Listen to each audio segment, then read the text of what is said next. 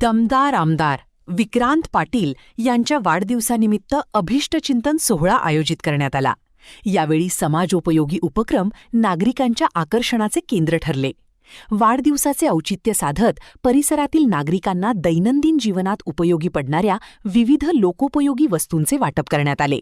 या कार्यक्रमाला महाराष्ट्र राज्याचे माननीय महसूल मंत्री श्री चंद्रशेखरजी बावनकुळे यांच्या प्रमुख उपस्थितीत संपन्न झाला. यावेळी बोलताना बावनकुळे यांनी आमदार विक्रांत पाटील यांच्या सामाजिक बांधिलकीचे आणि जनसेवेच्या कार्याचे कौतुक केले. समाजातील गरजूंपर्यंत मदत पोहोचविण्यासाठी अशा उपक्रमांची गरज असल्याचे त्यांनी सांगितले. सामाजिक उपक्रमांमुळे लोकप्रतिनिधी आणि जनतेमधील नाते अधिक दृढ होत असल्याचेही त्यांनी नमूद केले. या कार्यक्रमाला विविध मान्यवर, पदाधिकारी, कार्यकर्ते आणि नागरिक मोठ्या संख्येने उपस्थित होते. वाढदिवस समाजहिताच्या पद्धतीने साजरा करत जनसेवेचा संदेश देणारा हा उपक्रम उत्साहात पार पडला.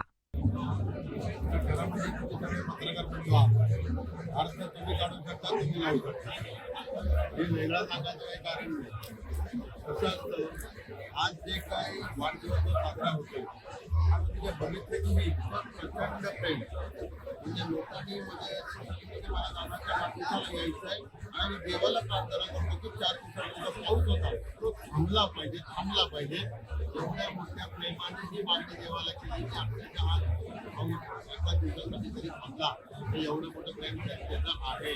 जनतेचं प्रेम जेव्हा मुख्यमंत्री बघतात सगळे जर तुम्ही आलात सगळी एवढी गर्दी केली आपली संपत नाहीये हे प्रेम एकालाही कोणाला आपण बोलून किंवा काही तिथे हे मानलेलं नाहीये. तरी जेव्हा लोक येतात विद्यार्थी लोक जेव्हा स्थान देतात एक नगरसेवकापासून जे आशीर्वाद दिले त्याच्यानंतर नगरसेवक आज सचिव त्याच्यानंतर आमदार फक्त इथे लोकांच्या प्रेमामुळे झालं आणि त्यांचा आशीर्वाद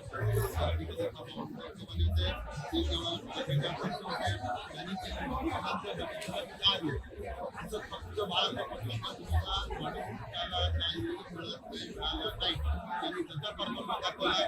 या विभागात चित्र बघितलं की ह्या 6 महिन्यामध्ये किती विषय लावले तुम्ही सगळे पत्रकार प्रत्येकाने दाखवलं.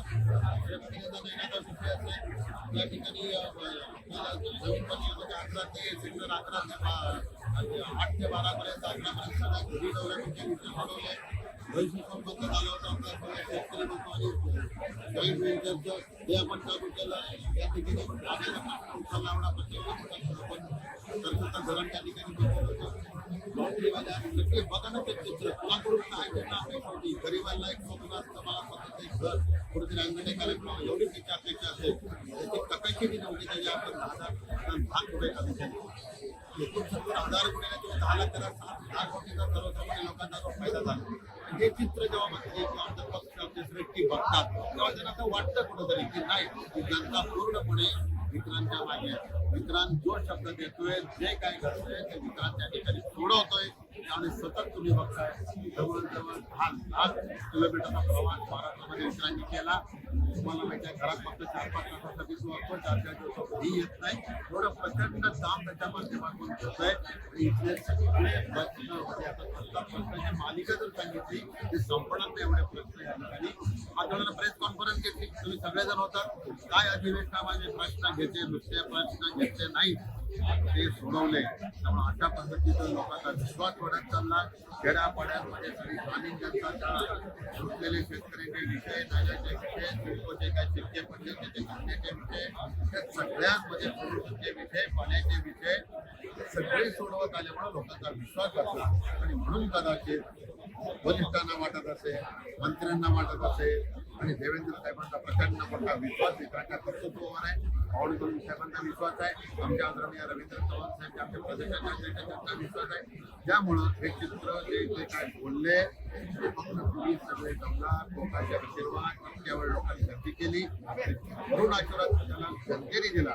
त्याच्या माध्यमातून 1 वर्षाच्या कार्यकाळात त्यांचं कार्य पाहून आपण एक बाप म्हणून कशा प्रकारे त्यांच्याकडे पाहता आणि कशा प्रकारच्या शुभेच्छा एक वडील नात्याने द्याल.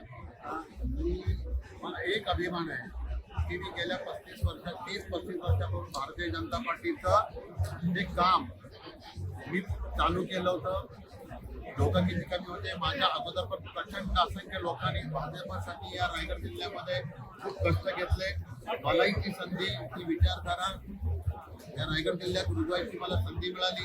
तुम्हाला हेही माहिती आहे की रायगड जिल्हा हा भारतीय जनता पार्टीच्या नजरेतून त्यांच्या नकाशावर बीजेपीच्या एक खडका जिल्हा होता.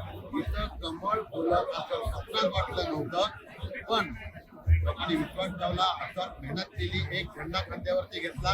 मला अभिमान वाटला. मी घेतलेला हा भगवा झेंडा, ही जी माझी भगवेची पताका, भाजपच्या विचारधारेची पताका, आदरणीय नरेंद्र मोदीजींची जी विचारधारा आहे, आदरणीय देवेंद्रजी विचारधारा आहे, पक्षाची विचारधारा आहे, ती विचारधारा तो मी खांद्यावरती घेतलेला झेंडा, विक्रांतनी तो झेंडा लग्नामध्ये फिरवला.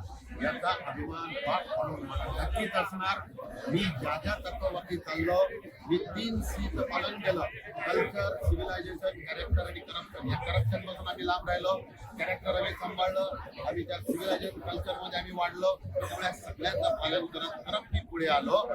कोणाला बोट दाखवायला संधी ठेवली नाही. त्याच्या पावलावर दोन विक्रांतची वाटचाल चालले आणि विक्रांतनी सगळ्या जनतेच्या हृदयात निर्माण केलं. आणि मी जी वाट थोडीशी चालू केली होती, तिथं मोठा दानवे करण्याचं काम विक्रांत करतोय. म्हणून कुठल्याही बापाला 100% असं वाटेल की असा भाग्य.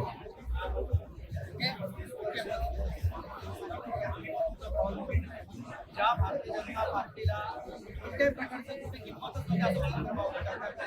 हे यश आज रायगड नाहीये. मी हे हा खडतर प्रवास आज सुखाचे उशिरा का होईल पण लेट पण थेट हे जे यश मिळते आज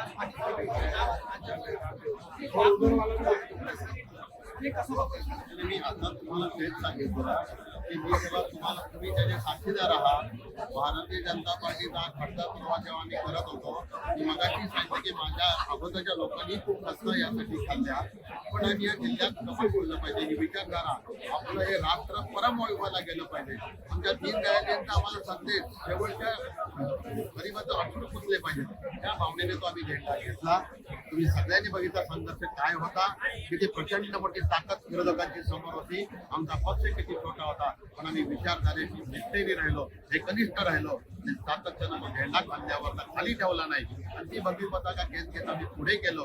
दूर दूरपर्यंत अंधकार होता. भविष्यात वाटत नव्हतं भाजपची सत्ता देशात येईल, महाराष्ट्रात येईल. पण अभिमानाने मी सांगतो की देशाचे पंतप्रधान जेव्हा अटल बिहारी वाजपेयी झाले, तेव्हा आम्ही संघर्ष करत होतो.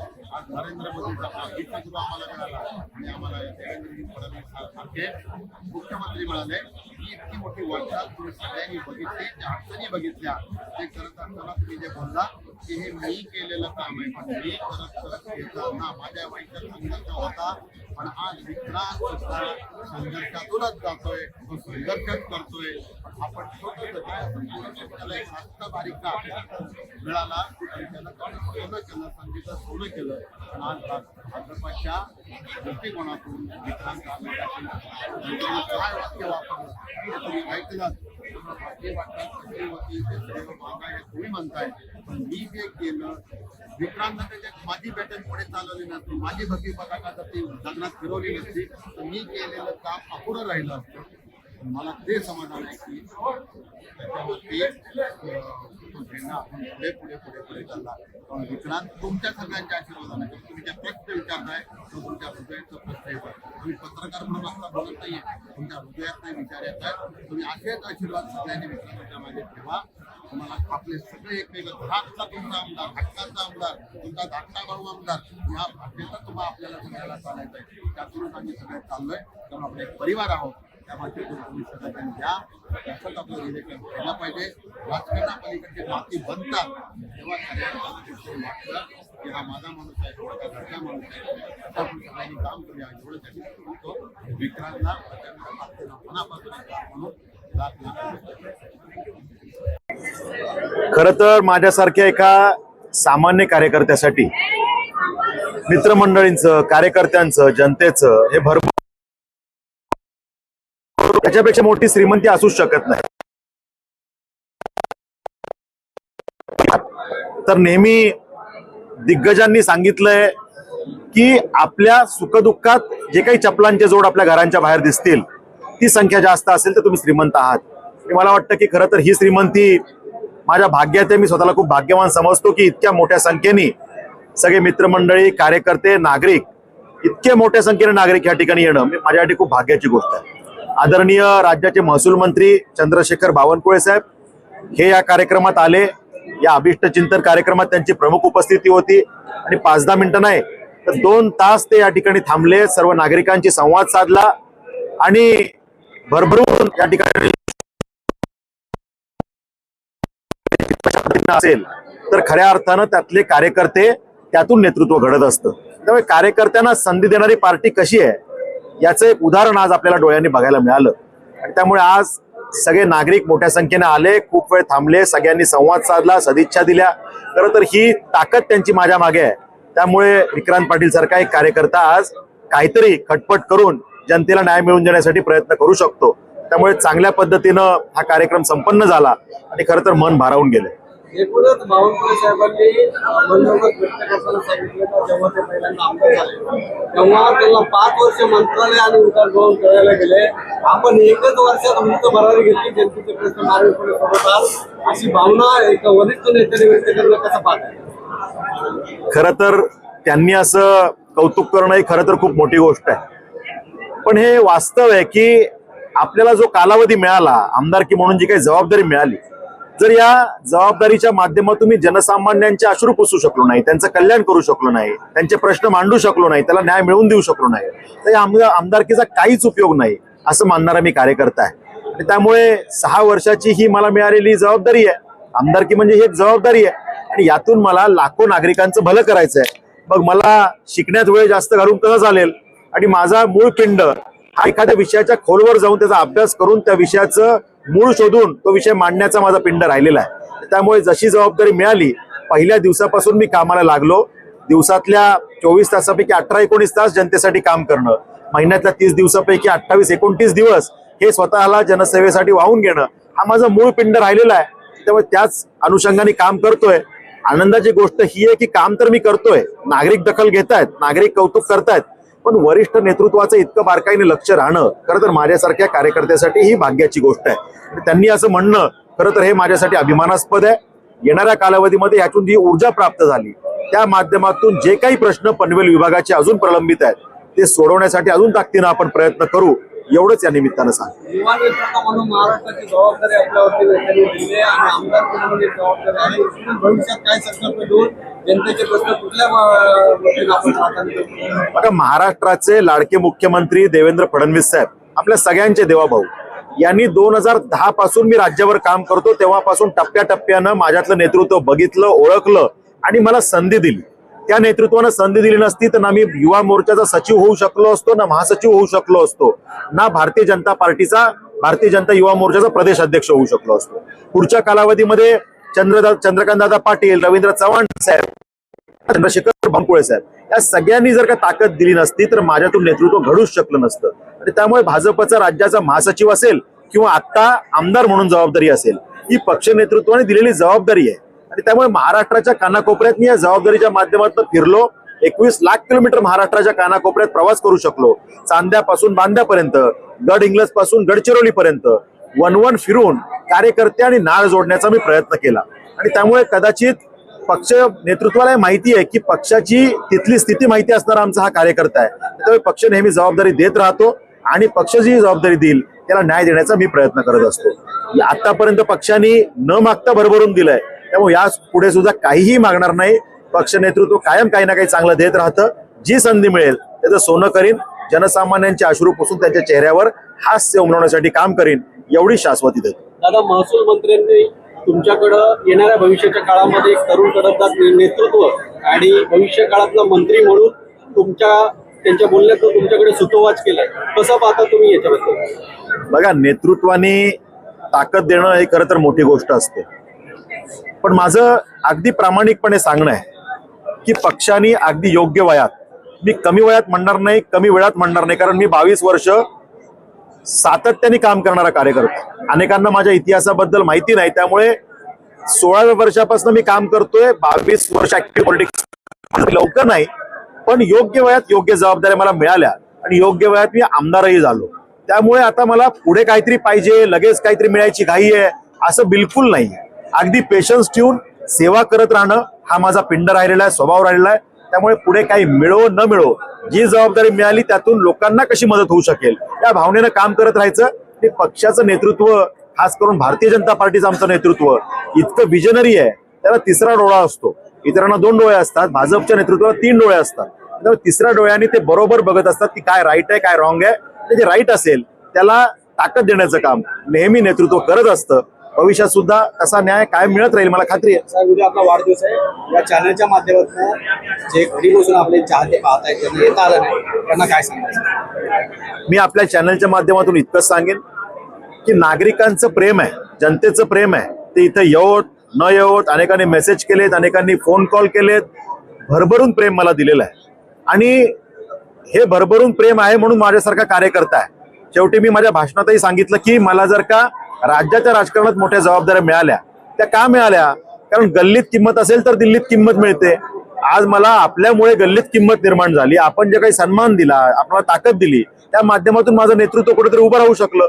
आणि म्हणून मग गल्लीतल्या नागरिकांचं प्रेम आहे म्हणून दिल्लीतले नेतृत्व, दिल्ली म्हणजे प्रातिनिधिक, म्हणजे मी ह्या स्वरूपात म्हणतोय, राज्याच्या नेतृत्वानी जी संधी दिली त्या माध्यमातून हे नेतृत्व उभं राहिलं. कारण ते वरिष्ठ बघत असतात की खाली ह्याचं काम कसं आहे, स्थानिक ठिकाणी हा काय करतो. त्यामुळे आपल्या प्रेमामुळे आज जे काही होऊ शकलो ते आपल्या प्रेमामुळे. त्यामुळे आपल्या या प्रेमाच्या मी ऋणात राहणं पसंत करीन. आणि खरं तर आपलं हे प्रेमरूपी कर्ज आहे माझ्यावर. माझ्या आयुष्याच्या जीवनाच्या प्रत्येक टप्प्यावर हे कर्ज कसं कमी होऊ शकेल ते माझ्या कामातून करण्याचा मी प्रयत्न करीन.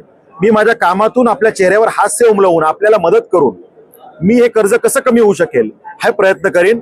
ही माझी प्रामाणिक भावना आहे. आणि मी अपील या माध्यमातून हे करेन की एकटा आमदार खूप काही करू शकतो असं नाहीये. त्याला काही आमदार प्रतिनिधी लागतात आणि ते आमदार प्रतिनिधी नागरिकांनी व्हायला पाहिजे. प्रत्येक ठिकाणी जर का आपल्या रूपानं माझा आमदार प्रतिनिधी असेल तर तुमच्या परिवाराचा प्रश्न किंवा तुमच्या माध्यमातून तिथल्या जनतेचा प्रश्न हा माझ्यापर्यंत पोहोचणं गरजेचं आहे.